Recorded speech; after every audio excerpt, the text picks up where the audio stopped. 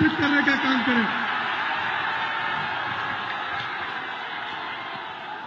भारत माता की, भारत माता की, भारत माता की, वंदे वंदे मातरम, वंदे मातरम।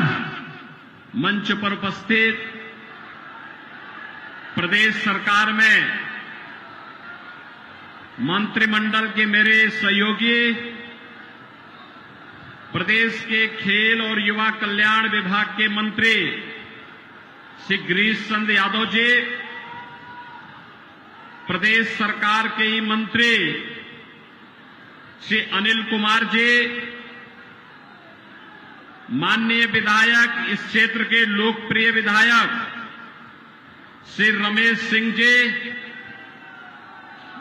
हमारे माननीय विधायकगण श्री रमेश चंद्र मिश्र जी, प्रदेश उपाध्यक्ष और एमएलसी श्री सतपाल सिंह सैनी जी, जिलाध्यक्ष पुष्पराज सिंह जी, जिला प्रभारी अशोक चौरसिया जी, लोकसभा के प्रभारी रामचंद्र मिश्र जी, संयोजक सुनील तिवारी जी, प्रभारी अमरनाथ यादव जी, पूर्व विधायक श्री सुरेंद्र प्रताप सिंह जी और लोकप्रिय प्रत्याशी श्री कृपा Shankar Singh ji, Bharatiya Janata party, Nishad party, Suheldev Rajbhar party, अपना दल और राष्ट्रीय लोक दल के हमारे सभी पदाधिकारीगण और उनके द्वारा, सभी दलों के द्वारा समर्थित जो प्रत्याशी आपके बीच में कृपा शंकर सिंह जी, तो आपके जौनपुर के जाने पहचाने चेहरे हैं। बहनों और भाइयों, बहनों और भाइयों, आज मैं आपके बीच में आया हूं जौनपुर की सागंज की धरती पर। मैं सबसे पहले इत्र, इमरती और अपनी ईमानदारी के लिए विख्यात जौनपुर की इस धरा को नमन करता हूं और आपका अभिनंदन भी करता हूं। देखो, हम लोग जब करेंगे अच्छा करेंगे। आपको सागंज को हमने ऐसा मोटा विधायक दिया है कि विकास सरकार से भी कराता है और अपनी तरफ से भी विकास कराता है, और ऐसा ही सांसद भी देने जा रहे हैं कृपा शंकर के रूप में। नाम ही कृपा शंकर है। आपकी कृपा बन जाए और शंकर की कृपा हो जाए तो विकास को तो कोई माई का लाल रोक ही नहीं सकता है। और इसीलिए आज मैं आपके बीच में आया हूं कि इत्र की सुगंध और इमरती की मिठास के साथ साथ जौनपुर वासी देश और दुनिया के अंदर जहां कहीं गया है, अपनी ईमानदारी का विश्वास भी वहां उसने छोड़ा है। इस धरा को नमन करता हूं। आप सबका मैं हृदय से अभिनंदन करता हूं, स्वागत करता हूं। बहनों और भाइयों, लोकसभा का चुनाव 4 चरणों का संपन्न हो गया है। कल 5वां चरण है और छठे चरण में आपको ही मतदान करना है। लेकिन पहली बार है 4 जून को क्या होने जा रहा है, दुनिया भी और देश भी इस बारे में पहले से ही अनुमान लगा चुका है। परिणाम के बारे में निश्चिंत है, और परिणाम क्या होने जा रहा है कि फिर एक बार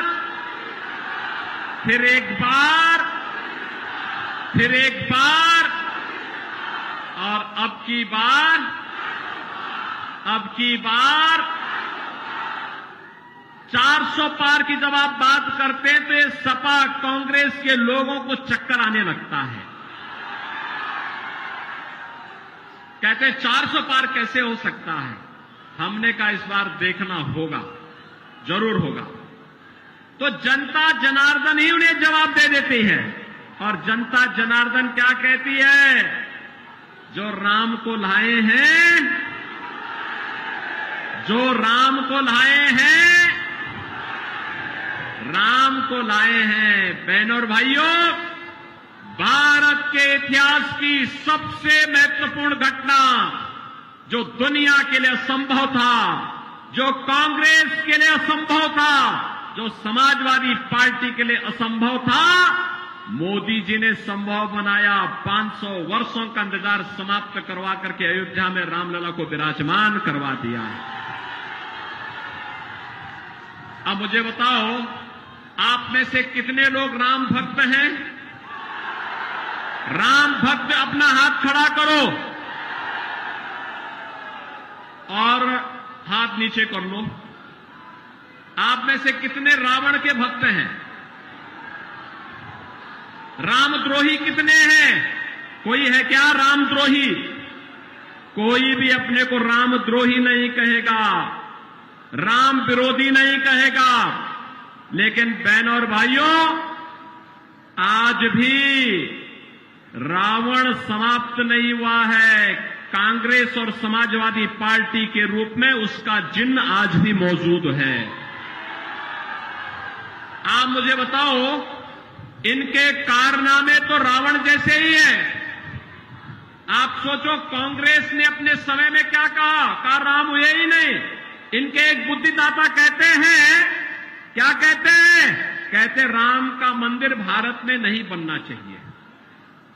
और समाजवादी पार्टी तो उससे भी 2 कदम आगे, राम भक्तों पर तो गोली चलाई थी। और उसके बाद अब इनके महासचिव क्या कहते हैं? कहते राम मंदिर बेकार बना है। अरे भाई, प्रभु राम की कृपा जब तुम पे हो ही नहीं रही है तो तुम तो ऐसा ही कहोगे। और देश कहता है, हो हाई वही जो राम रसी राखा, होगा वही जो रामलला चाहेंगे। और रामलला तो अपने भक्त मोदी को तीसरी बार भारत की सत्ता सौंपने का निर्णय ले चुके हैं। और इसलिए बहनों और भाइयों, ये चुनाव तो राम भक्तों के बीच में, रामद्रोहियों के बीच में है। एक तरफ रामद्रोही है, ये लोग देश के खिलाफ विद्रोह कर रहे हैं। गरीबों के साथ, महिलाओं के साथ, नौजवानों के साथ, किसानों के साथ, व्यापारी के साथ, बेटी के साथ, इन सब के साथ इन्होंने द्रोह किया। इनके हकों पे डकैती डाली। इनके समय में गरीब भूख से मरता था, बेटी और व्यापारी सुरक्षित नहीं थी। देश के अंदर जगह जगह आतंकी वारदातें होती थी। और जब आतंकवाद पर हम इनके खिलाफ बोलते थे कि भाई ये आतंकवाद की समस्या का समाधान करो, तो कहते थे हम क्या करें, लाचार होते थे। कहते थे आतंकवादी तो सीमा पार के हैं। बहनों और भाइयों, आज आतंकवाद समाप्त, देश की सीमाएं सुरक्षित, दुनिया के अंदर भारत का सम्मान बढ़ा है। अब तो पटाखा भी जोर से फट जाए ना तो पाकिस्तान सफाई देता कि भैया मेरा हाथ नहीं है, मुझे माफ करना, मैं इसके पीछे नहीं हूं। भय बिनु हो ही न प्रीति। ये पाकिस्तान जो आज बोली उसकी बदल गई है, उसे मालूम है ये नया भारत है, मोदी का भारत है। छेड़ता नहीं है, लेकिन कोई छेड़ता है तो उसको छोड़ता भी, घर में घुस करके मारता है, घर में घुस करके। ऐसे ही आप देखो, ये समाजवादी पार्टी के मुखिया क्या क्या बातें करते हैं भैया, आप देख रहे हो ना इनके हाल।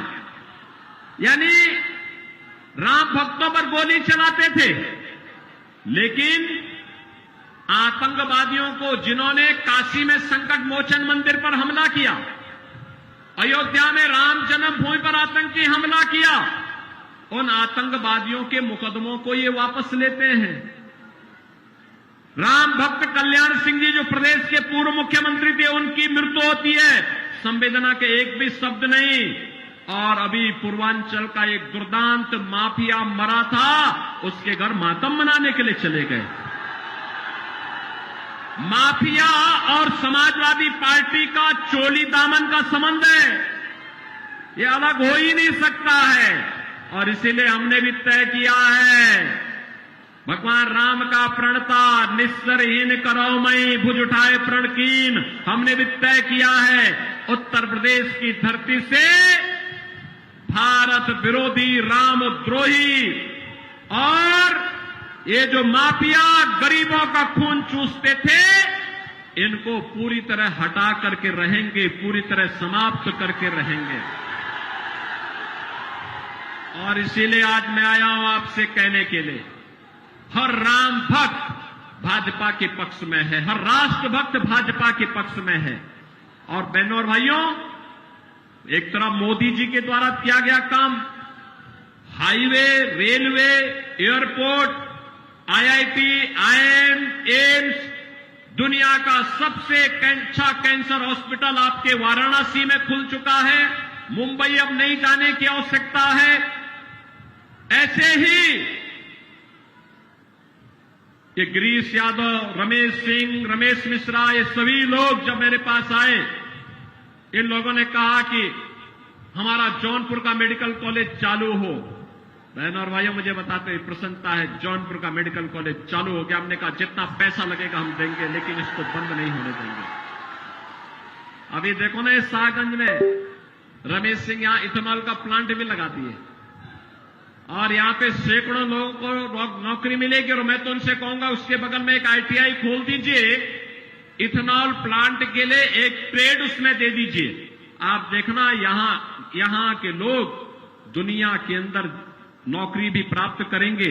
और जब यहां निवेश होगा, अब हम औद्योगिक निवेश की नई गति को आगे बढ़ा रहे हैं, क्योंकि अब यूपी में दंगा नहीं होता, कर्फ्यू नहीं लगता। दंगाई और कर्फ्यू वाले सब, दंगाई और कर्फ्यू लगाने वाले सभी लोगों की राम नाम सत्य की यात्रा निकल गई है।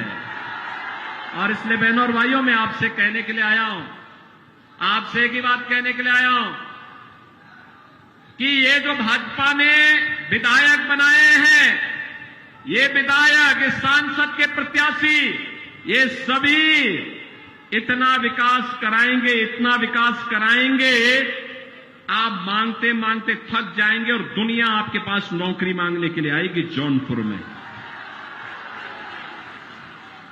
बहनों और भाइयों, मैं आज इसीलिए आपके पास आया हूं। ये कांग्रेस, ये समाजवादी पार्टी और कांग्रेस का जो इंडी गठबंधन है, ये जब भी एकजुट हुआ है, खतरे की घंटी का संकेत होता है। याद करिए, मैं एक घटना नहीं बता रहा हूं। अयोध्या में जब आतंकी हमला हुआ था, तब प्रदेश में समाजवादी पार्टी की सरकार थी और केंद्र में कांग्रेस की सरकार थी। जब संकट मोचन मंदिर पर आतंकी हमला हुआ था, तब भी ये दोनों लोग सरकार में थे।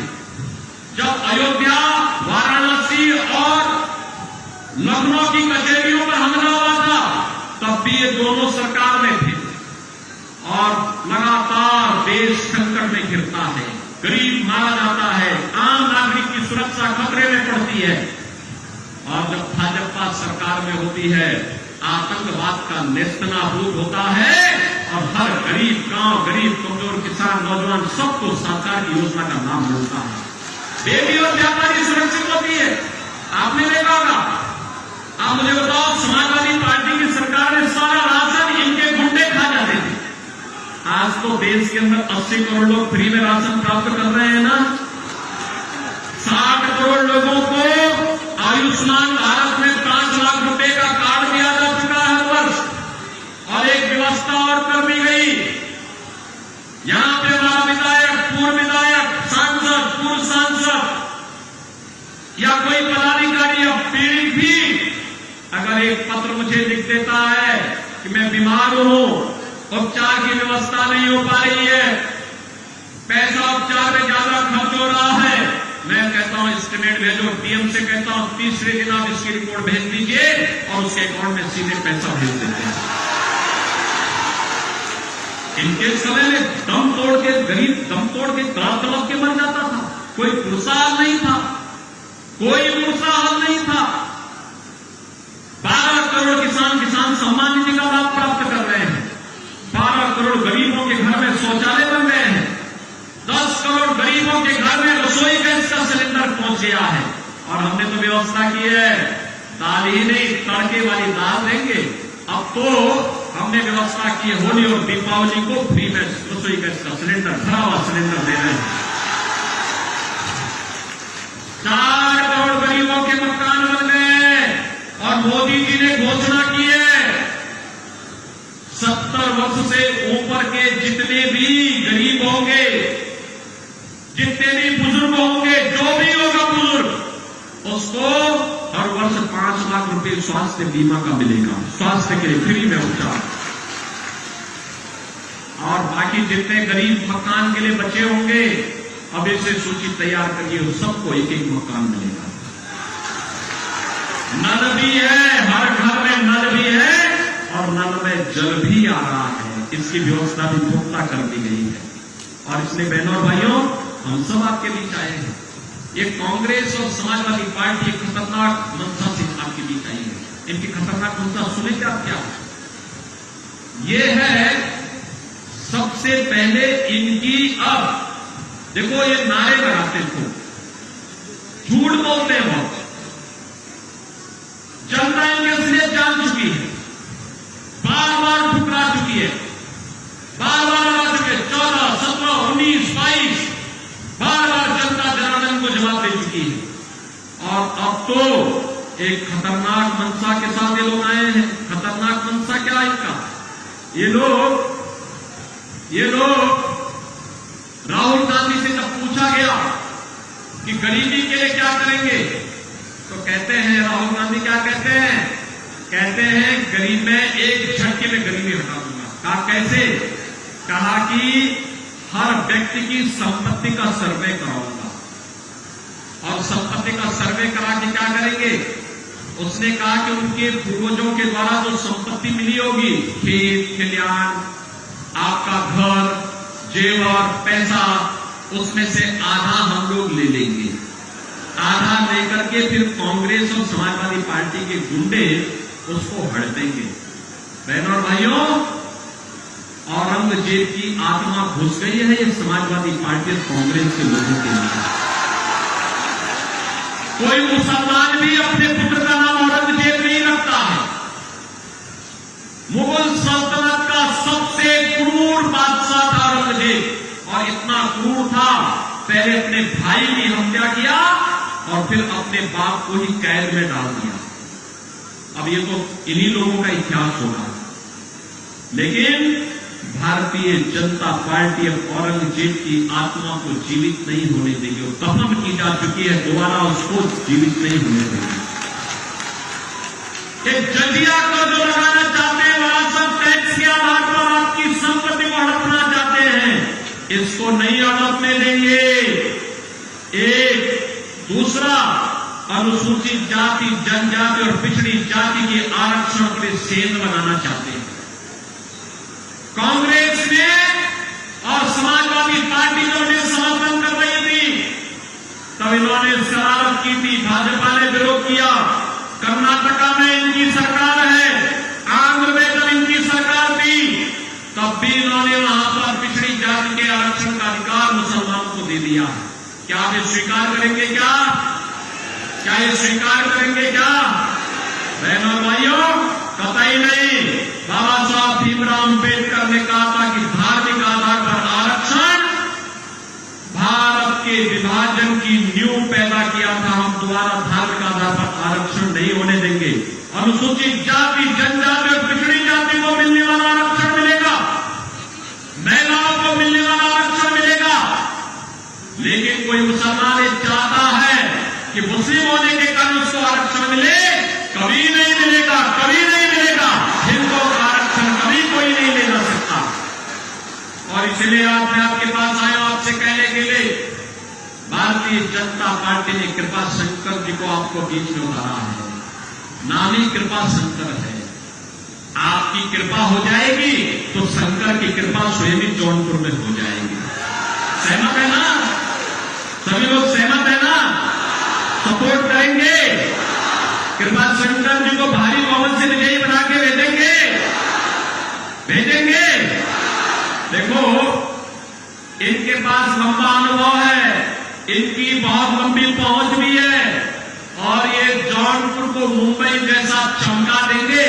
और इसीलिए मैं आपके पास कहने के लिए आया हूं, अरे इनको तो हम लोग लेके आए हैं यहां पर कि जौनपुर की भी किस्मत खुलनी चाहिए। हमारा जौनपुर जो पहले इत्र और इमरती के लिए विख्यात था, अपनी ईमानदारी के लिए विख्यात था, देश के कई वैज्ञानिक इस हमारे जौनपुर ने दिए हैं। आखिर इस जौनपुर के विकास पर काली ग्रहण समाजवादी पार्टी और कांग्रेस ने जो लगाया है, इससे उभारने की आवश्यकता है। इसीलिए हमने उनसे कहा कि चलो जौनपुर में अब आपकी जन्मभूमि है, जननी और जन्मभूमि से बढ़कर के कुछ नहीं हो सकता है। आप आइए, वहां के विकास के साथी बनिए और इसीलिए इनको यहां लेके आए हैं। आप इनको जिता के भेजेंगे? आपका आशीर्वाद, वोट रूपी आशीर्वाद मिलेगा। मोदी जी को तीसरा कार्यकाल मिलेगा ना? तो देश की आवाज है कि जो राम को लाए हैं उनको लाएंगे। आप भी लाएंगे यहां से कृपा शंकर को लेके आ जाएंगे ना? कृपा शंकर सिंह जी भारी बहुमत से विजयी बनकर के जाएंगे। दोनों हाथ ला करके बोलो, जहां तक आवाज जा रही है। गर्मी है भैया, तो गर्मी में कितना होना ही है। दोनों हाथ ला करके, तो दोनों हाथ ला करके मेरे सामने बोलो, जिताएंगे? कृपा शंकर जी भारी बहुमत से विजयी बनकर के जाएंगे। लेकिन इसके लिए आपको घर घर जाना होगा, कमल खिलाना होगा। सहमत हैं? सभी लोग सहमत हैं? अगर आप सहमत हैं तो फिर मैं भी आपके साथ सहमत हूं। आप जितना भी वोटों से जिताएंगे, सुरक्षा और विकास की उतनी बड़ी जिम्मेदारी हमारे ऊपर भी आ जाएगी। सब लोग सहमत है ना? अब कोई दिक्कत तो नहीं है ना? कहीं कोई समस्या, कोई दिक्कत? तो फिर 25 मई को चुनाव के दिन पहला काम मतदान और फिर सहमत है? करेंगे? घर घर जाएंगे, कमल खिलाएंगे। जिन लोगों ने पानी के लिए तरसाया था उनकी जमानत जब्त करवाएंगे। जिन्होंने राम मंदिर का विरोध किया